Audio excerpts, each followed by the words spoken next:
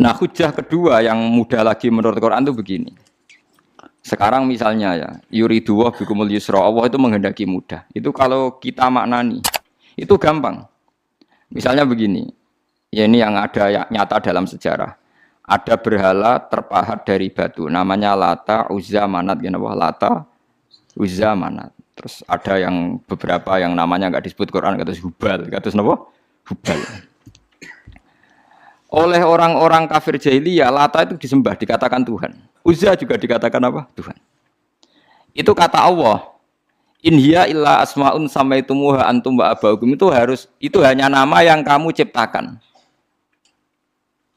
Makanya Allah ngendikan kalau barang tidak benar istilah kaburos kalimatan takhruju min afwahim. Niki rungokno nggih kanca-kanca terutama sing hafal Quran.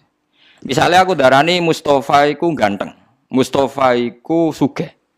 Itu namanya kalimat yang keluar dari mulut saya, tapi hakikatnya kan tidak ada. Nyatane ora ganteng, nyatane ora sugih. Tapi ini menjadi kalimat karena kadung keluar dari mulut. Kula baleni, tapi ini menjadi kalimat karena kadung keluar dari apa? Mulut. Misalnya saya bilang, wah Ruhin rambutnya lurus, alim, ganteng, pinter. Ini hanya keluarnya kalimat yang keluar dari mulut, tapi kan nggak ada kenyataannya. Nah, ketika orang kafir bilang berhala itu Tuhan, itu kalimat yang keluar dari mulut. Nah, kalau hakikatnya ya batu bukan Tuhan, hakikatnya itu batu. Berarti namane pangeran Lata Uzza itu batu apa pangeran? Batu. Nah, makanya kalau Allah mengkritik orang kafir, misalnya Allah dikatakan punya anak, Yesus itu Tuhan. Ngendikane Allah napa kaburas kalimatan takhruju min afwahim. Sungguh kalimat itu satu kalimat yang salah, tapi yang kadung keluar dari mulut mereka. Jadi nomor dua, ada kalimat yang memang benar. Seperti saya mengatakan 1 ditambah 1 2, 2 tambah 2 4. Nah itu baru hak karena nyata. Dikatakan apa enggak dikatakan ya tetap 2 ditambah 2 4. Sama dengan la ilaha illallah. Jadi la ilaha illallah itu sudah wujud sebelum sedunia ngakui la ilaha illallah itu sudah ada apa belum? Kalau bedai. Sebelum ada orang Islam di seluruh dunia, Allah satu itu sudah wujud belum? Sudah. Kenyataan ini sudah ada belum? Sudah. Lah berhubung sudah kadung ada, kita hanya menyaksikan asyhadu, saya bersaksi, a'lamu, saya tahu. Karena sudah ada, makanya disebut fa'lam annahu la ilaha illallah. Wong sudah ada, kita tinggal tahu, tinggal bersaksi. Nah, kalau yang tidak ada itu mbok dikatakan pun tetap tidak ada, itu hanya jadi kalimat yang keluar dari mulut, wong barangnya tidak ada. Itu disebut apa? Kaburas kalimatan takhruju min afwahim. Iyaquluna illa kadiba. Jadi kalimatnya itu ada, tapi fakta yang ditunjuk kalimat itu tidak ada. Faham ya lah. Mulanya ciri utama agama itu kul ja'al haqqu wa zahaqal batil. Barang hak itu pasti ada, yaitu Allah. Barang batil ya pasti tidak ada. Pangeran telu itu tidak ada. Watu jadi pangeran ora ono. Santet ngasari dadekno aku mati ku ora ono. Mulane kula nek santet wong ora tau ndonga tolak santet. Wong cara kula santet mboten enten. Nah, percaya jajal nggak sih mati aku, paham gitu. Ini gitu. Memang nggak ada. Lo soal misalnya, tapi wonten Gus yang mati, onok domen yang wetenge ngene. Ya sing ono dom. Iku jenenge ora santet biasa wedo. Lah nek mati kena santet itu biasa kepelitis truk ya mati. Kena virus. Cara kula dipanteni santet itu malah lambat, kadang 3 dina lagi mati. Cas pleng truk. Cas pleng meneh pesawat. Jadi ini yang paling angel nih bab tauhid. Sebenarnya tauhid itu gampang, buatan jelimet. Makanya Allah melatih kita yuridu wa bikumul yusra. Andekan manusia seluruh dunia dipoling untuk melihat Lata dan Uzza, itu apa?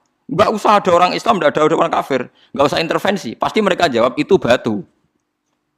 Andekan Isa Yesus itu dipampang di dunia, orang poling, orang Islam kafir, enggak ada yang intervensi. Pasti akan bilang itu manusia. Paham ya? Tapi lewat rekayasa dicitrakan itu Tuhan. Lata Uzza dicitrakan itu Tuhan. Nah, itu disebut wa makaru wa makarawa. Jadi dimakru. Dia didesain sedemikian rupa. Misalnya di Yunani itu orang kalau bilang Tuhan itu akal, makanya bilang logos. Log itu logos. Tuhan itu arot. Niki rungokno aja sampai salah, nah salah kafir sampean. Tuhan itu arot, Tuhan itu sifat. Jadi Tuhan itu tidak ada zatnya. Kemudian logos ini nempel di Yesus, kata orang Kristen. Sehingga logos.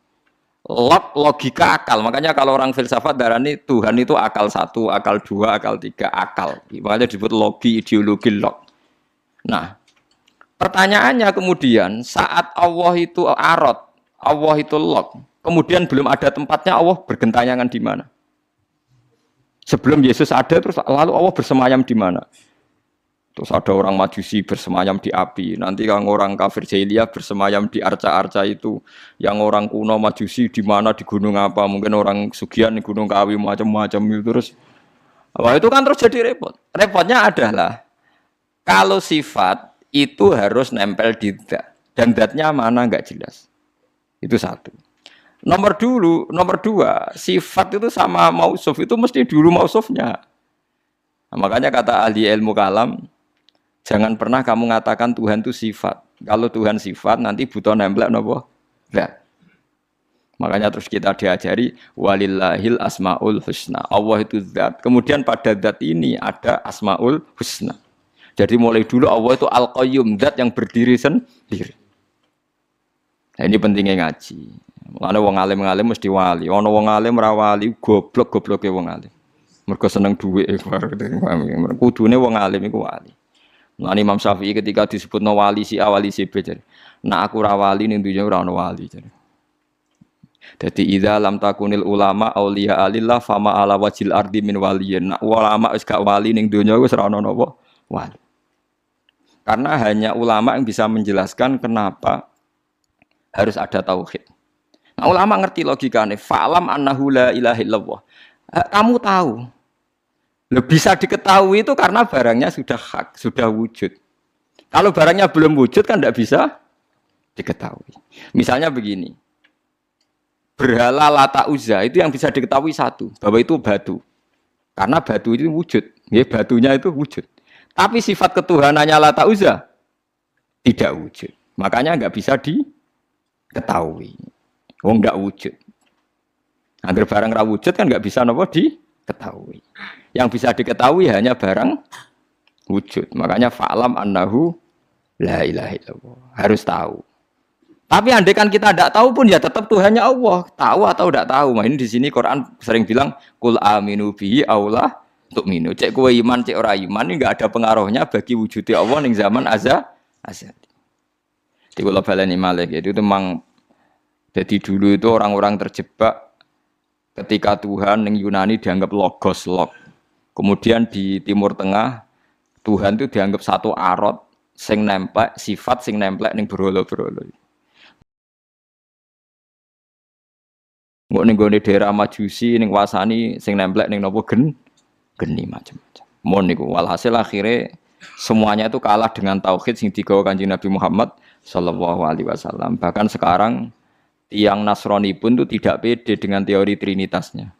Orang kan sekarang tahu semua kan perdebatannya Ahmad Didat sama Stanley Fischer itu macam-macam. Itu kan sampai ada seorang mahasiswi dari Swiss ketika yakin sifat Tuhan yang dijelaskan Ahmad Didat bilang, sepertinya Tuhan Anda lebih menarik. Karena dibilang Tuhan Islam itu tidak punya anak, tidak diperanakkan, tidak ada padanannya. Kalau Tuhan Anda ini padanannya banyak gini-gini terus itu ada orang tertarik. Sepertinya Tuhan Anda lebih menarik. Karena sifatnya lebih apa? Ya lebih menarik. Terus tadi maknanya walad itu kalau menurut ilmu kalam itu dua. Walad itu anak fisik, anak gen. Atau walad maknanya tawalud, konsekuensi dari satu hal. Tapi tidak karena diciptakan. Itu tadi misalnya HP dan pulpen ini benturan itu menimbulkan suara. Suara ini diciptakan HP, apa suara itu tidak ada yang menciptakan? Yuna ilmu kalam dibagas. Nah kamu bilang diciptakan HP, HP-nya sendiri tidak merasa menciptakan. Batu sama batu benturan, terus ada suara. Kamu bilang diciptakan siapa? Diciptakan batu. Batunya takoi, kamu yang menciptakan suara itu. Enggak, saya tidak punya akal loh. Paham? Nah lalu yang menciptakan suara itu siapa? Suara itu udah ada. Yang ada itu kamu dengar suara. Soalnya kupingem darani ngono iku suara. Tapi nak cara akal darani sing ngono apa ya watu. Watune apa benturan. Iki cara ilmu kalam. Lah suarane piye kruping suara. Ya sudah begitu aja dah. Jangan sampai kamu menganggap kejadian alam ini kebetulan. Itu gue yang melukai tauhid. Semua alam raya ini diciptakan secara sengaja dengan irodah oleh Allah Subhanahu wa taala. Jadi lam yatawallat min wujudihi syai'un. Jangan sampai kamu berkeyakinan setelah Allah wujud otomatis makhluknya wujud. Berarti wujudnya makhluk tanpa kehendak Allah. Itu keliru. Itu ya termasuk tawalud. Kalau kamu meyakini begitu berarti terjadi keyakinan apa? Tawalud. Setelah ada Allah otomatis makhluknya ada. Itu ya dosa besar. Kafir. Nah, terima dosa besar tapi apa? Kafir.